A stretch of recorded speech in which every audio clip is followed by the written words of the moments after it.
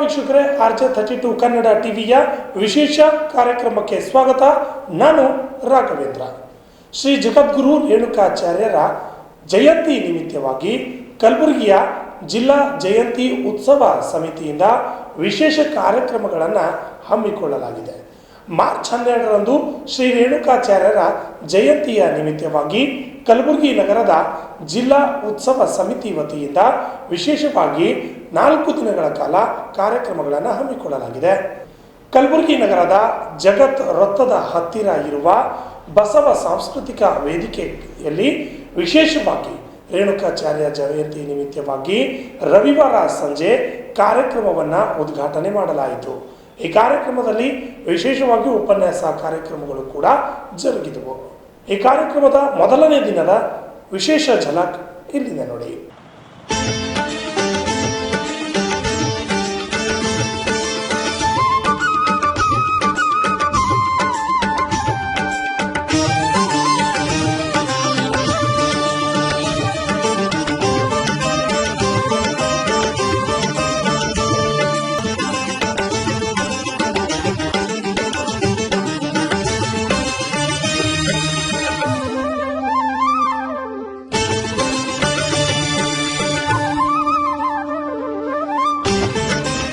ಶ್ರೀ ಜಗದ್ಗುರು ರೇಣುಕಾಚಾರ್ಯ ಜಯಂತಿ ಉತ್ಸವ ಜಿಲ್ಲಾ ಸಮಿತಿ ಕಲಬುರಗಿ ವತಿಯಿಂದ ಕಲಬುರಗಿ ನಗರದ ಜಗತ್ ವೃತ್ತದಲ್ಲಿ ಇರುವ ಬಸವ ಸಾಂಸ್ಕೃತಿಕ ವೇದಿಕೆ ವಿಶೇಷ ಉಪನ್ಯಾಸ ಕಾರ್ಯಕ್ರಮಕ್ಕೆ ರವಿವಾರ ಸಂಜೆ ಚಾಲನೆ ನೀಡಲಾಯಿತು.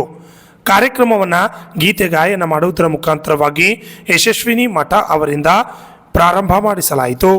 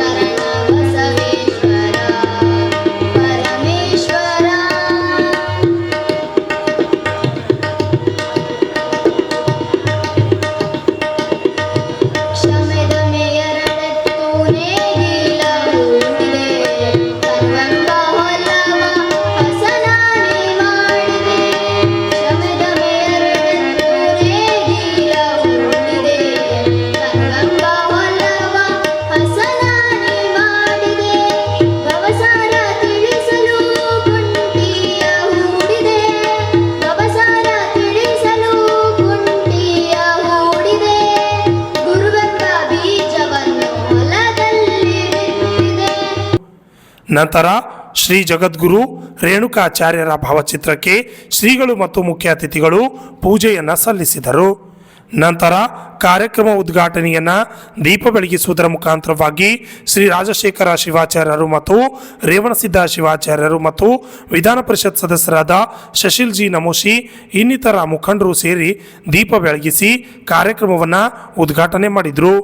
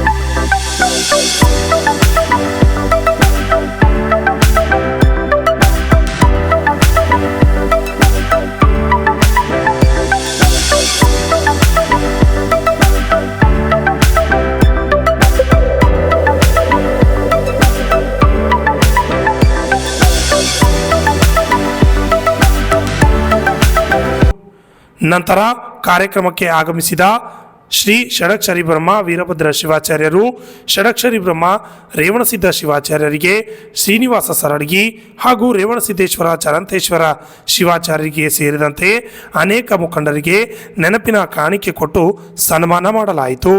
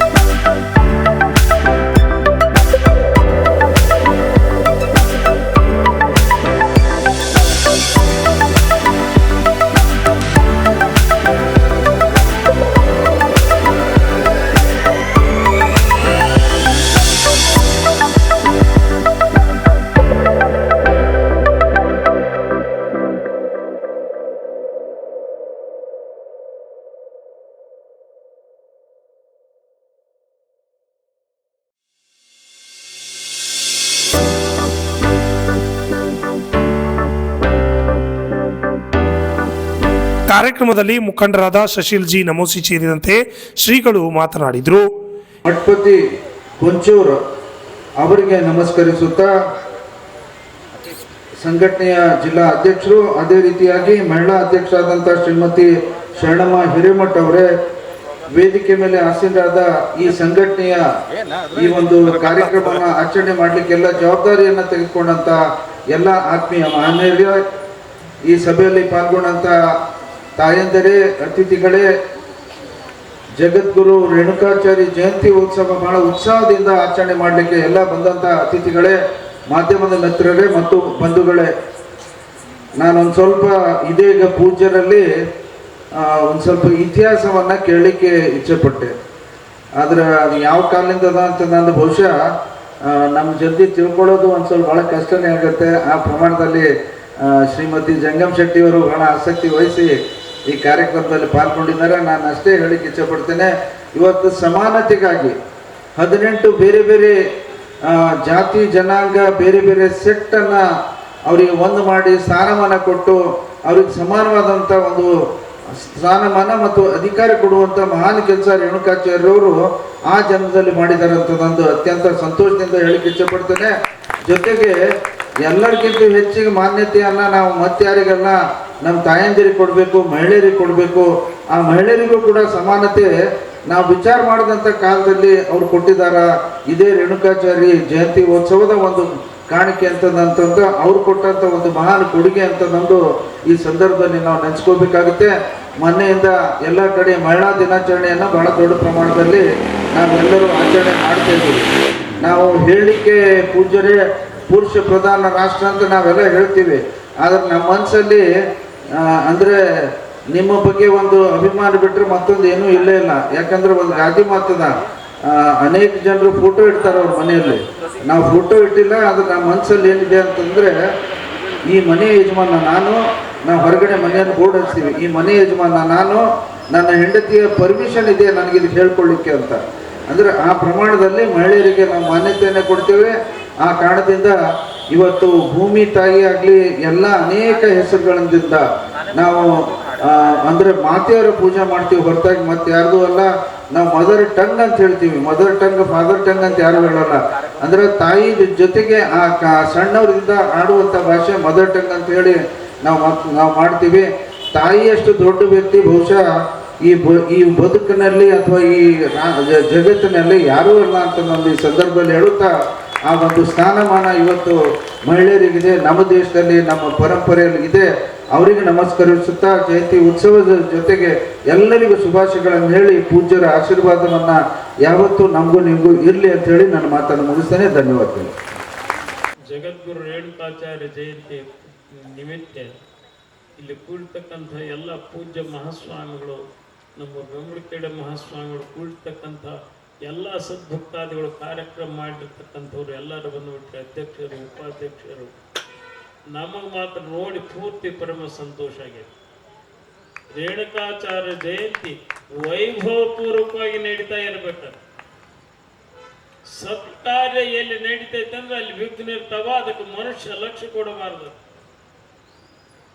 ಅದು ಏನನ್ನ ಅಂತಿರ್ಲಿ ಮನುಷ್ಯ, ಅದನ್ನ ನಾವು ಮಾಡತಕ್ಕಂಥದ್ದು ಮುಂದಿದ್ದು ಹೆಜ್ಜೆ ಹಿಂದಕ್ಕೆ ಸರಿಬಾರ್ದಂತ ಕಟ ಹೋದ್ರು. ಇಂಥ ಮಹತ್ ಕಾರ್ಯನ ನೀವು ಮಾಡಿ ತೋರಿಸ್ರಲ್ಲ, ನಮಗೆ ಸಂತೋಷ ಆಗೈತೆ. ಯಾವ ಕಾಲಕ್ಕೂ ರೇಣುಕಾಚಾರ್ಯ ಬಂದು ನಿಮ್ಗೆ ಆಶೀರ್ವಾದ ಮಾಡ್ತಾರ, ಯಶಸ್ವಿ ಆಗ್ತೈತೆ ಅಂತೇಳಿ ನಮ್ಮ ಎರಡು ಮಾತು ಮಾಡಿ ವಿಚಾರ ಮಾಡಿದ್ರ ತಿಳ್ಕೊಳ್ಳೋಕೆ ಸಮಾಜದ ಬಗ್ಗೆ ಸಾಧ್ಯ ಇಲ್ಲ. ಯಾಕೆ ಸಾಧ್ಯ ಇಲ್ಲ ಅಂದ್ರೆ ವೀರಶೈವ ಲಿಂಗಾಯತ ಸಮುದಾಯ ಸಮಾಜ ಹೆಂಗದ ಅಂತ ಕೇಳ್ಕೊಂಡ್ರೆ ಜಗದಗಲ ಮಿಗಿಲಗಿಲ್ಲ, ಪಾತಾಳದಿಂದ ಎತ್ತೆತ್ತ ನಿಮ್ಮ ಶ್ರೀಚರಣ ಅನ್ನುವ ರೀತಿಯಲ್ಲಿ ಈ ವೀರಶೈವ ಲಿಂಗಾಯತ ಸಮುದಾಯ ಬಹಳ ವಿಶಾಲವಾಗಿರ್ತಕ್ಕಂಥ ಧರ್ಮ ಈ ಸಮಾಜದಲ್ಲಿ ಯಾವುದಾದ್ರೂ ಈ ದೇಶದಲ್ಲಿದ್ರೆ ಅದು ವೀರಶೈವ ಲಿಂಗಾಯತ ಸಮುದಾಯ ಅಂತ ಹೇಳಬೇಕಾಗ್ತದೆ. ಒಂದು ದಿವಸ, 2 ದಿವಸ, 3 ದಿವಸ ಇದು ಪ್ರವಚನದಿಂದ ಸಾಧ್ಯ ಇಲ್ಲ.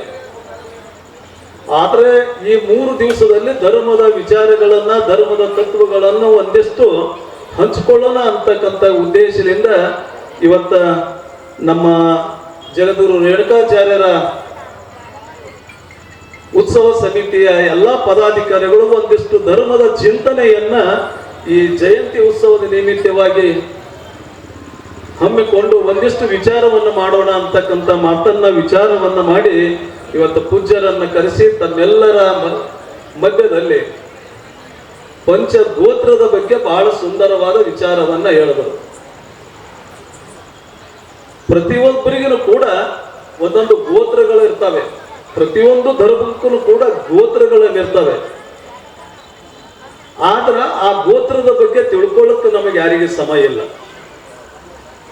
ಯಾಕೆ ಸಮಯ ಇಲ್ಲ ಅಂದ್ರೆ ನಾವು ಅಭ್ಯಾಸ ಮಾಡೇ ಇಲ್ಲ, ನಮ್ಮ ಪೂರ್ವಜರು ನಮಗೆ ಹೇಳಿಕೊಟ್ಟಿಲ್ಲ. ಅದನ್ನು ನಾವು ಏನ್ರ ತಿಳ್ಕೊಳ್ಳಕ್ ಹೋದ್ರೆ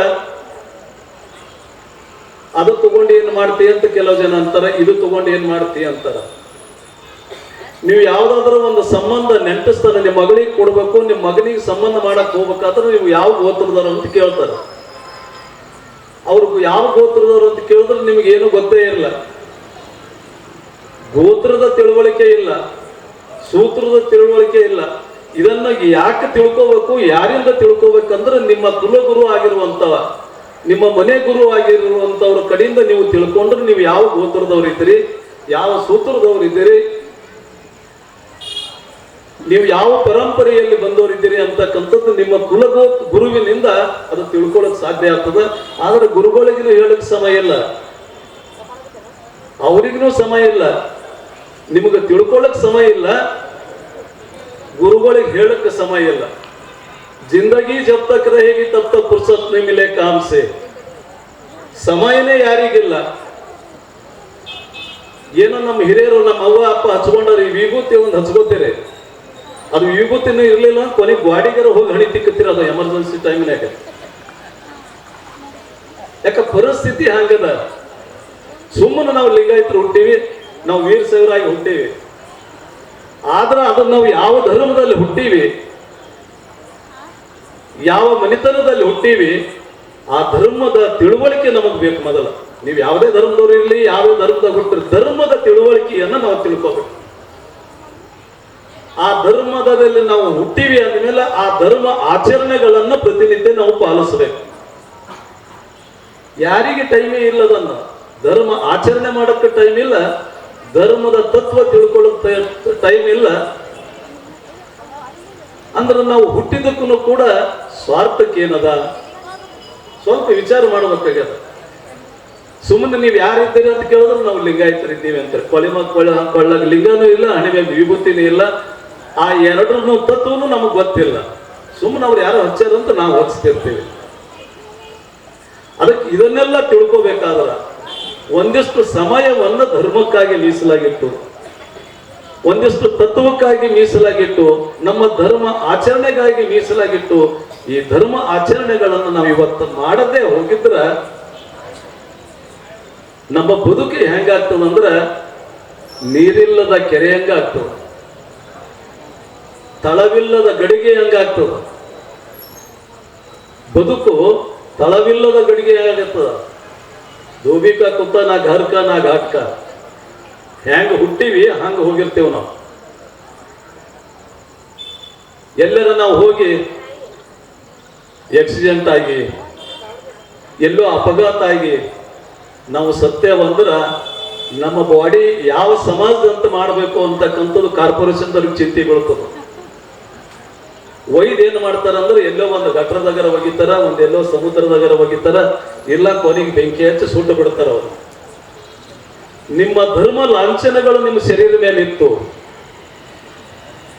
ನಿಮ್ಮ ಧರ್ಮ ತತ್ವಗಳನ್ನು ನಿಮ್ಮ ಮನಸ್ಸಿನಲ್ಲಿ ಇತ್ತು ಅಂದ್ರ ವ್ಯವಸ್ಥಿತ ರೀತಿಯಿಂದ ನಿಮಗ ಸಂಸ್ಕಾರ ಸಂಸ್ಕೃತಿಯಿಂದ ನಿಮಗೊಂದು ಕಡೆ ದಂಡಿಗೆ ಹಚ್ತಾರ ಅವರು. ಮತ್ತ ಇದನ್ನು ಯಾರಿಗೂ ನಮಗೆ ಗುರುತಿರ್ಲಿಲ್ಲ ಅಂದ್ರ ನಾವು ಹೆಂಗ್ ಹುಟ್ಟೀವಿ, ಎಲ್ಲಿ ಹುಟ್ಟೀವಿ, ಏನು ತಿಳ್ಕೋಬೇಕು, ಎಲ್ಲಿಗೆ ಹೋಗ್ಬೇಕು ಅನ್ನೋದು ಗೊತ್ತು ಗುರಿ ಇರ್ಲಾರ್ದಂತ ಬದುಕು ನಮ್ಮದಾಗ್ತದೆ. ಆ ನಿಟ್ಟಿನಲ್ಲಿ ನೀವೆಲ್ಲ ಹಿರಿಯರು ತಾಯಿಂದರ ಮೇಲೆ ಬಹಳ ಜವಾಬ್ದಾರಿಯಾಗಿರ್ತಕ್ಕಂಥ ಕೆಲಸದ ಇವತ್ತು ಸಮಾಜದಲ್ಲಿ. ಅವ್ರ ಅಣ್ಣವರಿಗಾರ ಬಿಡ್ರಿ, ಪಾಪ ಅವ್ರಿಗೆ ಮುಂಜಾನೆ ಎದ್ದು ಕೂಡಲೇ ಅವ್ರಿಗೆ ಬೇರೆ ಕೆಲಸನೇ ಇರ್ತಾವ. ಆದ್ರೆ ಮನೆಯಲ್ಲಿರ್ತಕ್ಕಂಥವ್ರ ತಾಯಂದಿರು ಬಹಳ ಜವಾಬ್ದಾರಿಯಿಂದ ನೀವು ಕೆಲಸ ಮಾಡ್ಬೇಕಾಗ್ಯದ. ಯಾಕ ಮಕ್ಕಳಿಗೆ ಸಂಸ್ಕಾರ ಕೊಡೋರು ಯಾರು ಅಂದ್ರ ಮನೆಯ ಮೊದಲು ಪಾಠ ಶಾಲೆ, ತಾಯಿಂದಿರೇ ಮೊದಲ. ಒಂದ್ ವೇಳೆ ನೀವು ಮಕ್ಕಳಿಗೆ ಒಳ್ಳೆ ಸಂಸ್ಕಾರ ಕೊಡ್ಲಿಲ್ಲ ಅಂದ್ರ ಮುಂದ ಆ ಮಗುವಿನ ಭವಿಷ್ಯ ಹೆಂಗ ಆಗ್ತದಂದ್ರ ಗಾಣದ ಎತ್ತಿನಂಗ ಆಗ್ತದ. ಗಾಣದ ಎತ್ತಿನಂಗೆ ಅವ ಎಕಡೆಗಂತ ಆ ಕಡೆ ತಿರುಗಲಿಕ್ಕೆ ಪ್ರಯತ್ನ ಪಡ್ತಾನ, ನಮ್ಮ ಕಣ್ಣು ಕಟ್ಕೊಂಡು ತಿರುಗಾಡ್ದಂಗ ಆಗ್ತದ ಅವನ ಬದುಕು.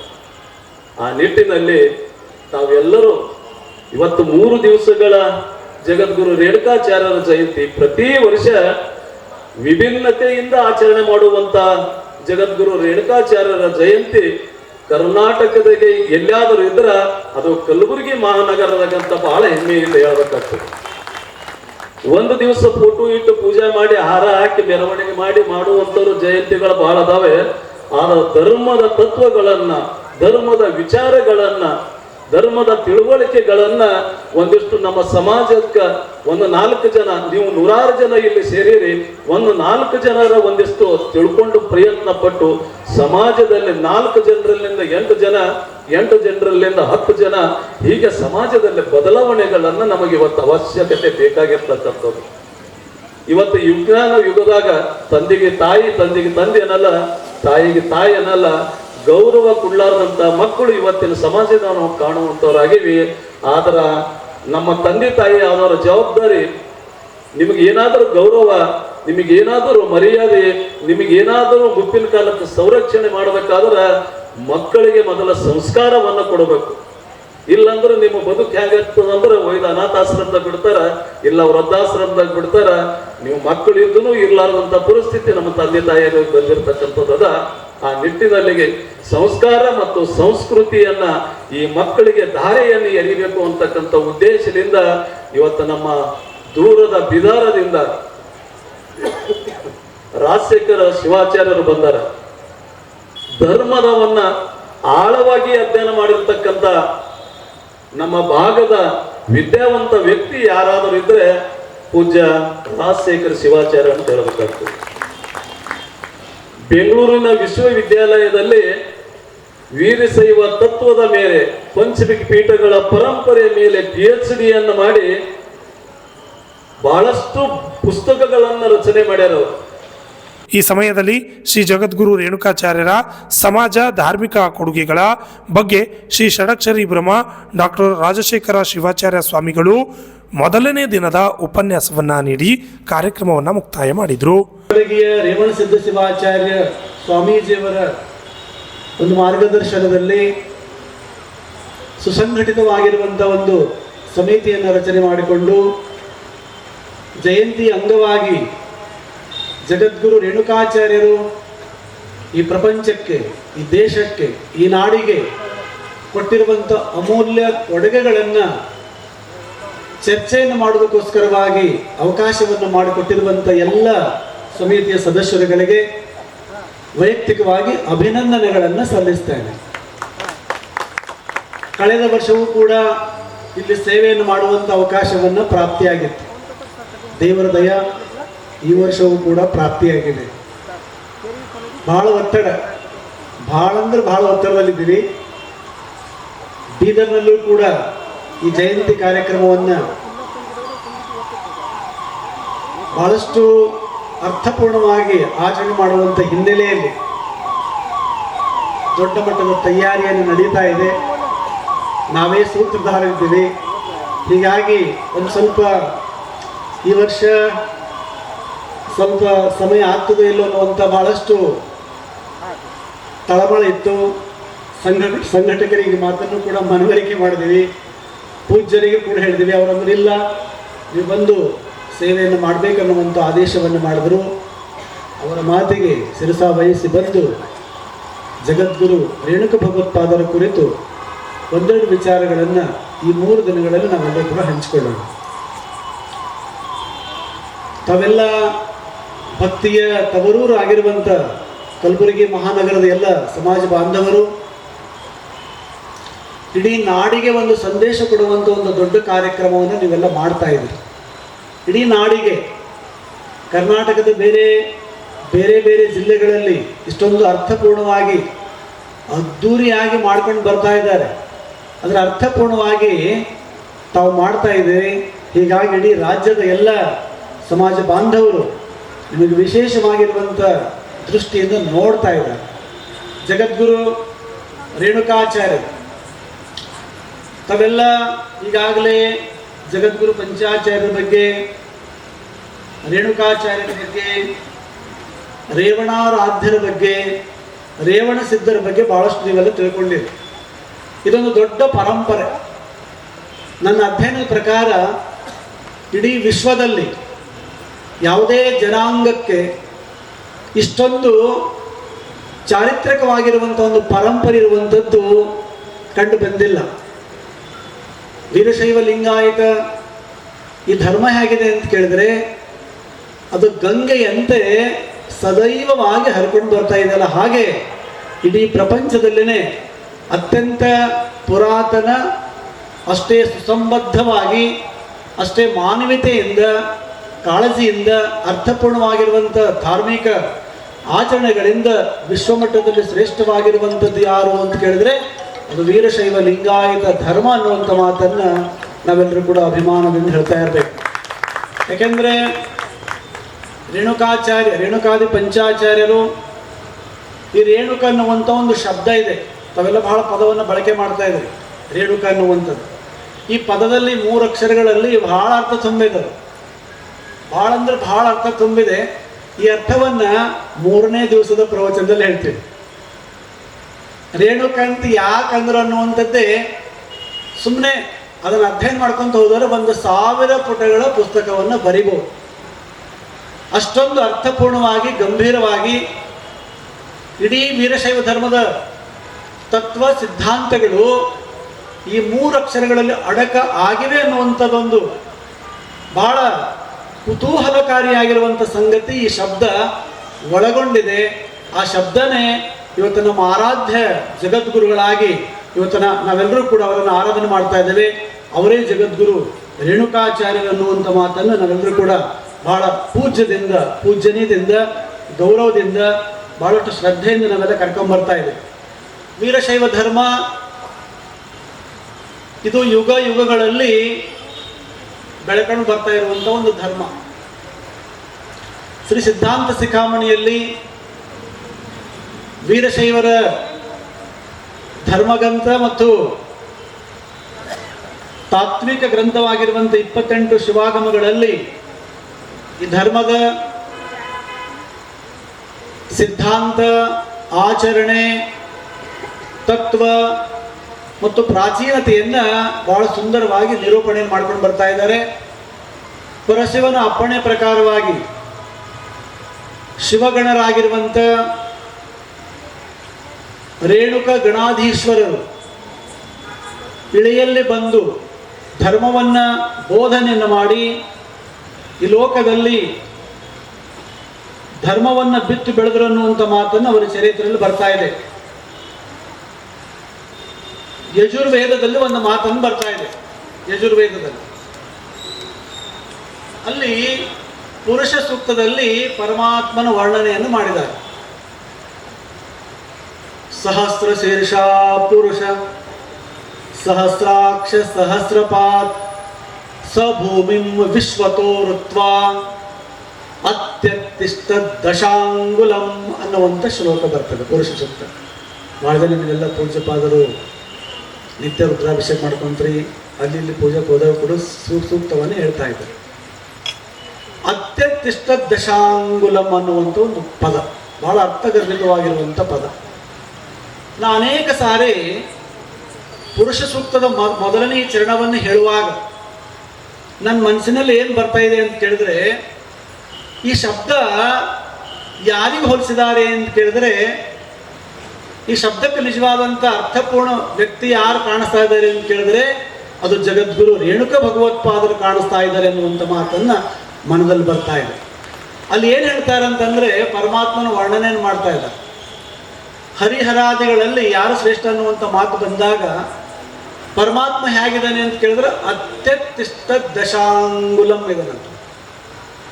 ಅತ್ಯತಿಷ್ಠದ ನಂತರ ಈ ಬಲಗೈಯನ್ನು ಹೀಗೆ ಮುಷ್ಟಿ ಮಾಡಿ ಮುಚ್ಚಿದ್ರೆ ಹೆಬ್ಬೆರಳು ಮೇಲ್ಗಡೆ ಬರ್ತದಲ್ಲ, ಇದು ದಶಾಂಗುಲದ ಒಂದು ಸಂಕೇತ. ಇದು ಪರಮಾತ್ಮ ಹೇಗಿದ್ದಾನೆ ಅಂತ ಕೇಳಿದ್ರೆ ಇಡೀ ಜಗತ್ತಿನಲ್ಲಿ ಎಲ್ಲಕ್ಕಿಂತ ಶ್ರೇಷ್ಠನಾಗಿರುವಂಥವ್ರು ಯಾರು ಅಂತ ಕೇಳಿದ್ರೆ ಪರಮಾತ್ಮ.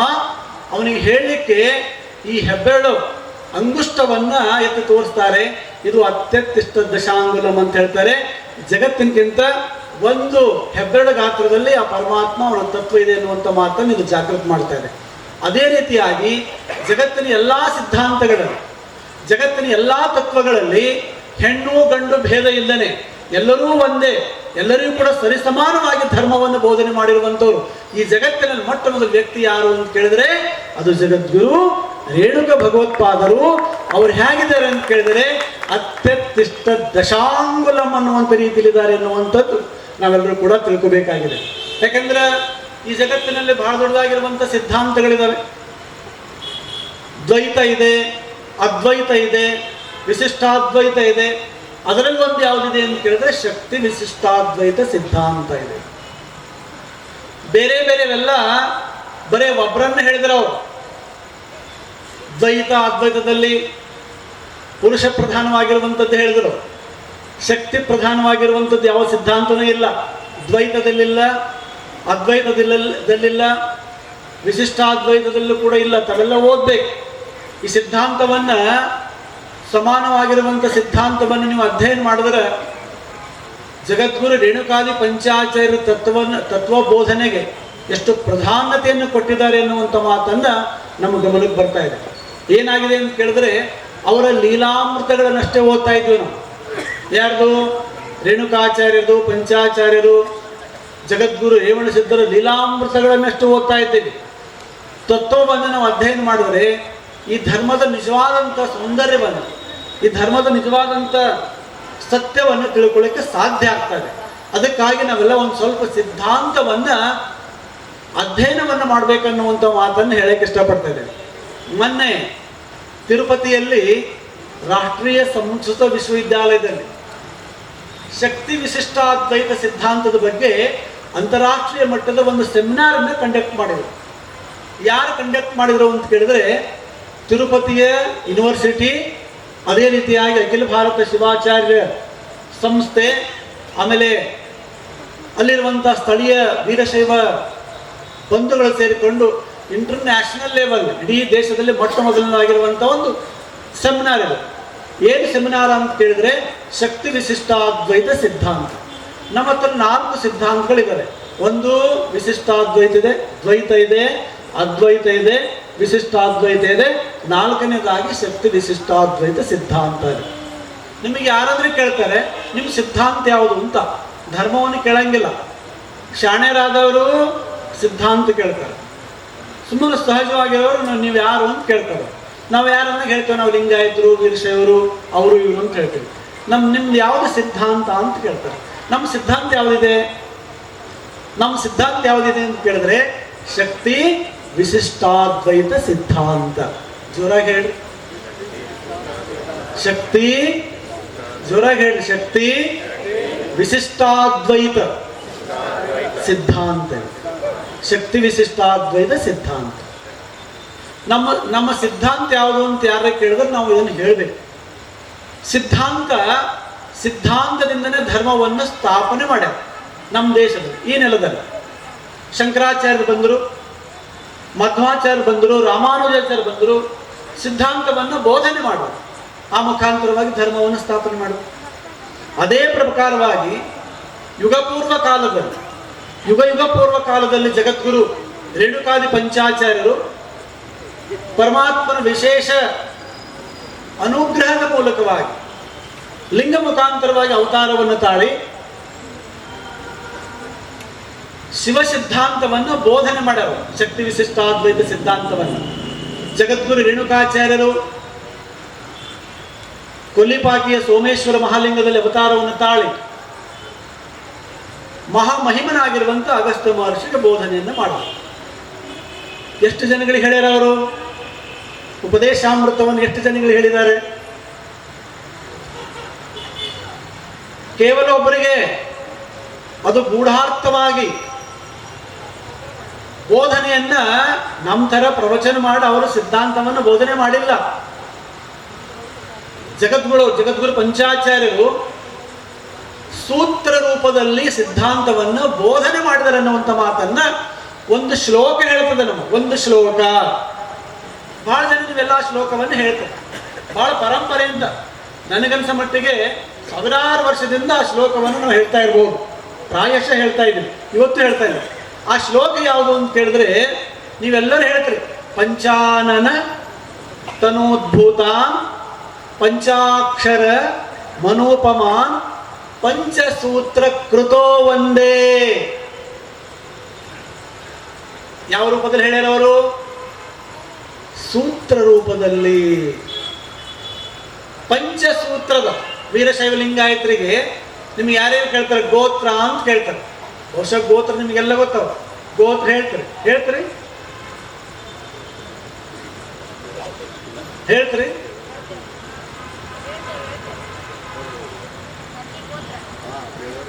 ಇದು ಅ ಆ ಇ ಈ.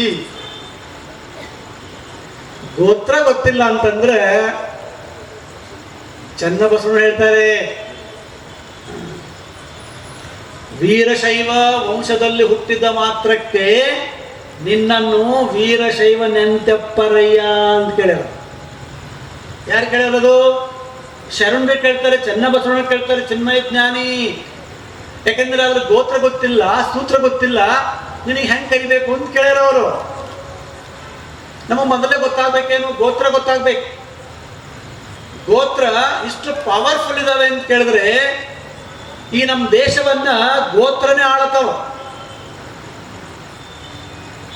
ನಮ್ಮ ದೇಶವನ್ನ ಧರ್ಮ ಆಳತ್ತಿಲ್ಲ, ಗೋತ್ರ ಆಳ್ತಾ ಇದ್ವು. ಗೋತ್ರ ದೇವಸ್ಥಾನಕ್ಕೆ ಹೋದ್ರೆ ಕೇಳ್ತಾರ, ಏನ್ ಗೋತ್ರ ನಿಮ್ದು, ಸಂಕಲ್ಪವನ್ನು ಮಾಡೋಕೆ ಕೇಳ್ತಾರಲ್ರಿ.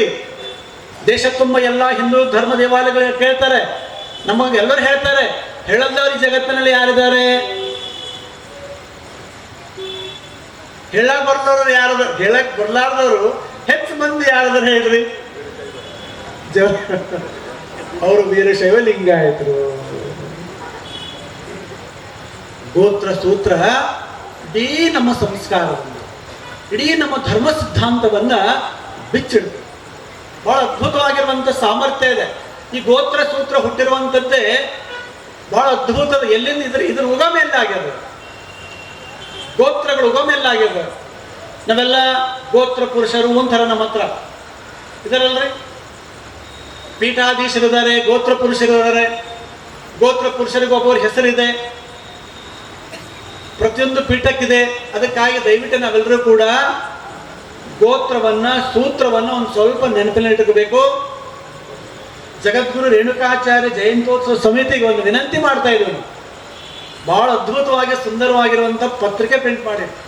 ಬಹುಶಃ ನನಗೆ ಅನ್ಸಮಟ್ಟಿ ಕರ್ನಾಟಕದಲ್ಲಿ ಇಂಥ ಪತ್ರಿಕೆ ಎಲ್ಲೂ ಬಂದಿಲ್ಲ, ಯಾವುದೇ ಕಾರ್ಯಕ್ರಮ ಬಂದಿಲ್ಲ. ತಾವೆಲ್ಲ ಒಂದ್ಸರಿ ಜೋರಾಗಿ ಚಪ್ಪಾಳೆ ತಟ್ಟಬೇಕು. ಅದ್ಭುತವಾಗಿ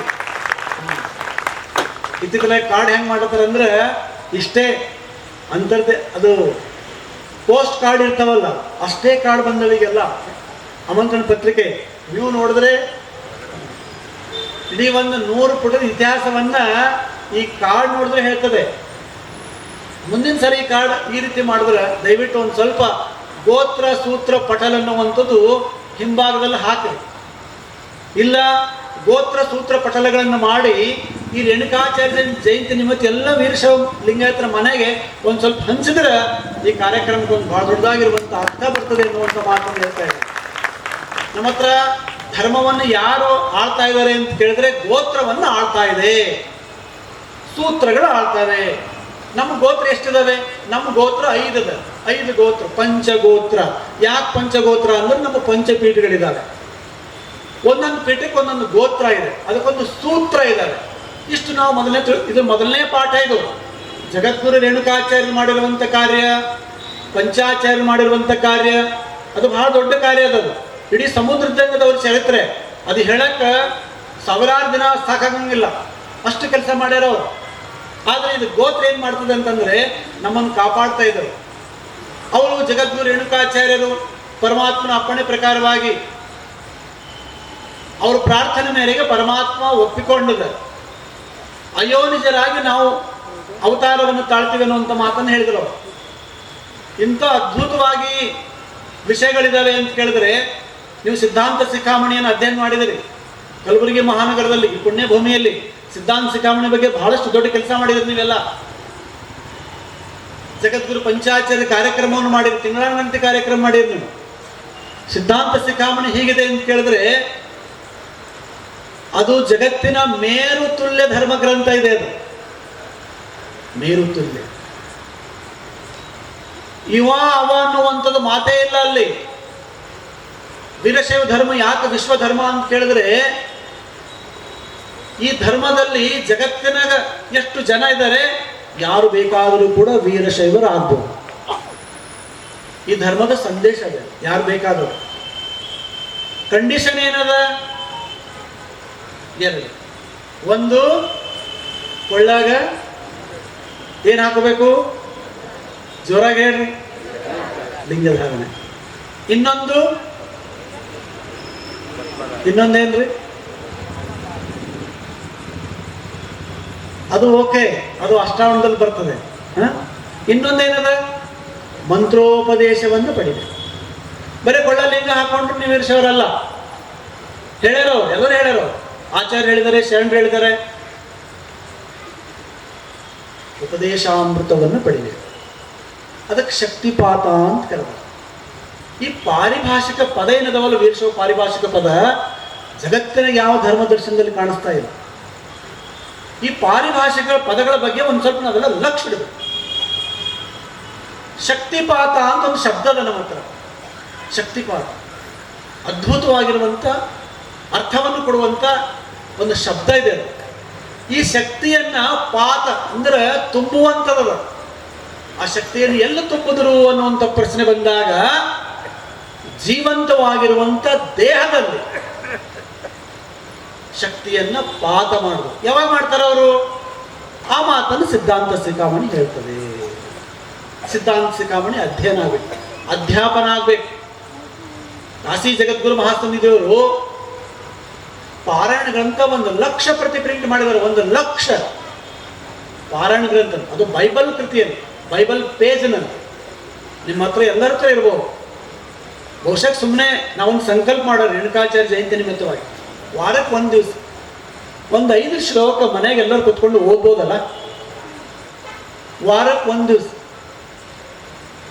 5 ಶ್ಲೋಕ ಸುಮ್ಮನೆ ಅಂದ್ರೆ ಸಾಕು. ದಿವಸ ಇಲ್ಲ, ವಾರಕ್ಕೆ 5 ಅಂದ್ರೆ ನಿಮ್ಮ ಮನೆಯಲ್ಲಿ ಸಾಕ್ಷಾತ್ ಜಗದ್ಗುರು ರೇಣುಕ ಭಗವತ್ಪಾದರು ಚಿರಸ್ಥಾಯಿಯಾಗಿ ನೆಲೆಸ್ತಾರೆ. ಯಾಕಂದ್ರೆ ಅವರು ಧರ್ಮವನ್ನ ಒಂದು ದೊಡ್ಡ ಗುಡಿ ಕಟ್ಟಿಕೊಂಡು ಸ್ಥಾಪನೆ ಮಾಡಿಲ್ಲ. ಧರ್ಮವನ್ನ ದೇಹವೇ ದೇವಾಲಯವನ್ನು ಮಾಡಿರುವಂತ ಪರಮಾತ್ಮ ಅವರು. ಇದು ಬೇರೆ ಕಡೆ ಕಾಣಿಸಂಗಿಲ್ಲ, ನಮ್ಮ ಬೇರೆ ಯಾವ ಕಡೆನೂ ಕಾಣಿಸಂಗಿಲ್ಲ.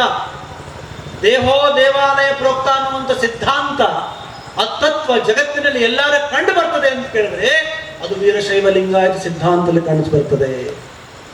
ಇಲ್ಲಿ ಮಿಕ್ಕಿದೆಲ್ಲ ದೇಹ ಬೇರೆ, ಒಳಗಿರುವಂತ ಜೀವನ ಬೇರೆ ಅನ್ನುವಂಥ ಕಲ್ಪನೆ ನಮ್ಮ ಹತ್ರ ನೋಡ್ತಾ ಇದ್ದೇವೆ ನಾವೆಲ್ಲ. ಈ ದೇಹ ಜೀವ ಏಕೋಭಾವದಲ್ಲಿರುವಂತ ಈ ತತ್ವವನ್ನ ಜಗತ್ತಿಗೆ ಬಿತ್ತರ ಮಾಡಿದವರು ಯಾರು ಅಂತ ಕೇಳಿದ್ರೆ ಜಗದ್ಗುರು ರೇಣುಕ ಭಗವತ್ಪಾದರು. ಅವರು ಹೇಳ್ತಾರೆ, ಕೊಲ್ಲಿಪಾಕಿಯಲ್ಲಿ ಅವತಾರವನ್ನು ತಾಳಿದಾಗ ಅಲ್ಲಿರುವಂತ ಎಲ್ಲ ಪೂಜಾರಿ ವೃಂದದವರು ಭಕ್ತರು ಕೂಡ ಎಲ್ಲರೂ ಕೂಡ ಬಂದು ನಿಂತುಕೊಂಡು ಅದೊಂದು ವಿಸ್ಮಯಕಾರಿಯಾಗಿರುವಂಥ ಸನ್ನಿವೇಶವನ್ನ ಕಣ್ತುಂಬಿಕೊಳ್ಬೇಕನ್ನುವಂಥ ನಿಟ್ಟಿನಲ್ಲಿ ಎಲ್ಲರೂ ಬಂದು ನಿಂತಿರ್ತಾರೆ. ಬಂದಾಗೆಲ್ಲ ತಪೋಧನರಿದ್ದರು, ಪೂಜಾರಿ ವರ್ಗ ಇತ್ತು, ಭಕ್ತರಿದ್ದರು, ರಾಜ ಮಹಾರಾಜರಿದ್ದರು. ಅವರ ಅವತಾರವನ್ನು ತಾಳಿ ಒಂದು ಹೆಜ್ಜೆ ಹೊರಗೆ ಬಂದಾಗ ಎಲ್ಲರೂ ನಮಸ್ಕಾರ ಮಾಡಿ ಕೇಳ್ತಾರೆ, ನೀವು ಯಾರಿದ್ರಿ, ಯಾಕೆ ಬಂದಿರಿ ಅನ್ನುವಂಥ ಪ್ರಶ್ನೆ ಮಾಡ್ತಾರೆ. ಜಗದ್ಗುರುಗಳಿಗೆ ಕೇಳ್ತಾರೆ, ತಾವು ಯಾರಿದ್ರಿ, ಯಾಕೆ ಬಂದಿರಿ? ಈಗ ಅವತಾರದ ಉದ್ದೇಶ ವಿಸ್ಮಯಕಾರಿಯಾಗಿರುವಂಥ ಘಟನೆ ಇದು. ಬಹುಶಃ ಆ ಮುಂಚೆ ಜಗತ್ತಿನಲ್ಲಿ ಎಲ್ಲೂ ಆಗಿರ್ಲಿಕ್ಕಿಲ್ಲ, ಆ ಮುಂಚೆ ಎಲ್ಲೂ ಆಗಿರ್ಲಿಕ್ಕಿಲ್ಲ, ಇತಿಹಾಸದಲ್ಲಿ ನಮಗೆ ಇಲ್ಲ. ಅಂಥದ ಒಂದು ವಿಸ್ಮಯವನ್ನು ನೋಡಿ ಎಲ್ಲರೂ ಕೂಡ ಗಾಬರಿ ಆದರು, ಅವಾಕ್ಕಾದರು, ಸ್ತಂಭೀಭೂತರಾದರು. ಆಶ್ಚರ್ಯ ಆಗ್ತದೆ. ಸಾವರಿಸಿಕೊಂಡು ನಮಸ್ಕಾರ ಮಾಡಿ ಕೇಳ್ತಾರೆ, ತಾವು ಯಾರಿದ್ರಿ, ಯಾಕೆ ಬಂದಿರಿ, ಉದ್ದೇಶ ಏನದ ಅವತಾರದು ಹೇಳ್ತಾರೆ. ಬಹಳ ಸುಂದರವಾಗಿ ಹೇಳ್ಯಾರ. ಮದದ್ವೈತ ಪರಂ ಶಾಸ್ತ್ರಂ ವೇದ ವೇದಾಂತ ಸಮ್ಮತಂ ಸ್ಥಾಪಯಿಷ್ಯಸಿ ಭೂಲೋಕೆ ಸರ್ವೇಷಾಂ ಹಿತಕಾರಕಂ. ಎಲ್ಲರ ಅಂದರೇನು ಲಿಂಗಾಯತರದಂತೆ, ವೀರಶೈವರದಂತ ಅಂದರೇನು? ವೀರಶೈವರದು ಲಿಂಗಾಯತರು ಕಲ್ಯಾಣ ಮಾಡ್ಲಿಕ್ಕೆ ನಾವು ಅವತಾರ ತಾಳಿದೇವೆ ಅಂತ ಹೇಳಿರೇನವರು? ಇಲ್ಲ.